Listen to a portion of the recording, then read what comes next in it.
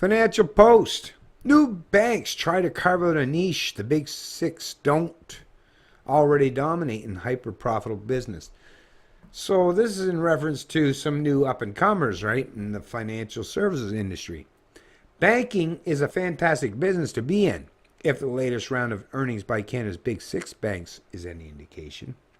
Yeah, when you have a central bank that'll print money like it's going out of style, yeah, it could be very profitable. It wouldn't be. Matter of fact, a lot of the banks would have failed long ago if they didn't have the ability to use central planners and the ability to print money to prop them up. As we know, even in Canada, 3 of our 6 big banks had to be bailed out to the tune of what? 1.5 times what their entire portfolio was worth? So yeah, failures, all of them. Even down to the ones that weren't. It was just they got less amounts of bailout, but they all had to be bailed out. So, failures.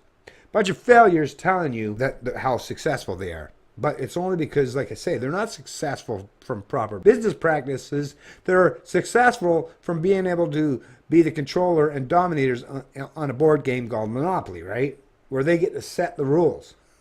That will always benefit them. Each of them beat fiscal first quarter market expectations, had double-digit profit increases over a year earlier, and earned some $10.5 billion in adjusted net income. It's no wonder there is a new crop of entrants looking to carve out a piece of the Canadian financial services market. 5 new domestic banks have been approved by the Ministry of Finance and the Office of the Superintendent of Financial Institutions since the beginning of 2016. There are now 32 Schedule I banks which are allowed to take deposits that may be eligible for coverage by the Canada Deposit Insurance Corp, up 40% from 23 banks 5 years ago. Well, SFI won't comment on the applications in progress, but Meridian Credit Union is also undergoing the multi-year, multi-million-dollar purchase. So even then, they're all talking about, when you're talking about Canada Deposit Insurance Corp, it's where the government will steal from people to prop up the banks even if there's a crash, right? So whether it's people that make over $100,000 or have deposits over $100,000, I mean, wherever they draw that fine line, but basically it's all about stealing from the productive people in society to bail out the central planners, the control freaks, or, these Ponzi scheme promoters such as the big banks.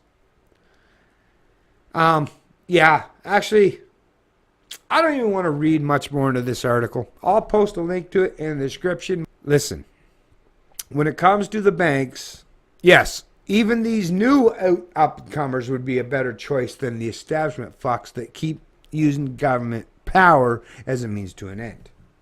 So if you have to even go to some of these new up-and-comers, but don't think for a minute that these people, look to the, like Bitcoin, look to the people that have no political power or political clout, or where you look where the politicians, look to the people that are being, treated unfairly, and those are the people that you could probably trust. But at the same time, because they have no power, this is the world we live in. It's like, I don't know, like I said, I don't know how we get from here to there, where the good people are where they should be and the bad people are where they should be. Everything's flipped upside down at this stage of the game. I can't imagine how we're going to get to the point to flip it back to the natural order of things, other than, like I say, a full-on economic crash or maybe a world war. Those are about the only 2 circumstances that I can think of where people will finally have to fucking think critically, have to stop living in the fucking mystical, dreamt up, unicorn fucking loving dream world that they currently live in. Outside of that, I don't know, like I say, I don't know how much further. I don't know how much longer this stuff can be maintained. This kind of central planning with this, I don't know how much longer they can keep this stuff going before it all comes to head, before it all comes to crash, because people seem to be, like I say, I recognize it. I'm trying to be responsible as much as I realize I could go out tomorrow and get, like, they're basically, banks are trying to fucking throw money at anybody to stimulate the economy. I won't take it, even though they're, think about it, credit cards. I still don't have a credit card. I did when I was young and stuff, but I won't have a credit card. Me and my wife said, no more. Just like our mortgage is paid off now, so we have a house to use as equity if we wanted to borrow a shitload of money, right? And the banks would be like, oh, you got a house to back that up? Here you go. To this day, we're not borrowing a dime. And I won't borrow a fucking dime because I know where that's going to place me. That's going to make sure that I'm going to have to, if I get a loan for whatever, how many, whether it's a year, 5 years, 10 years, that means that's going to place me in a precarious situation where I'm going to have to be a slave to somebody no matter how much I object to what's happening. I love freedom. My wife, we both love freedom. So being financially on top of things, right, and not being forced to be slaves to a ruling class or to people like banksters or high interest rate loans or any of these things, we're super malleable and adaptable to no matter what happens, we'll be fine. And you know what? As much as like, yeah, of course I'd like to go out and I mean, right now I just know I could have, and that would be a temporary fix. Like when I bought myself a new car, let's say, or maybe went and got myself into a new home. Those would be temporary fixes. But because I'm old enough and I've had a lot of these things, I've had a house, I've had new cars, and that high goes away fairly quickly. But you're still stuck with the bill, right? You're still stuck with all that comes with having that new car and that new house. So I don't want to do it, and I won't do it.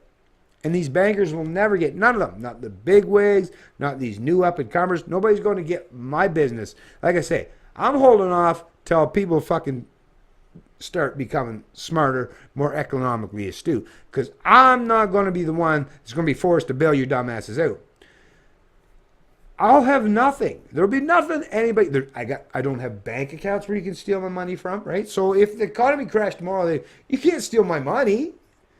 I have all my stuff tied up and invested, and so that there's nothing anybody can take from me. Nothing. You can't do nothing to me.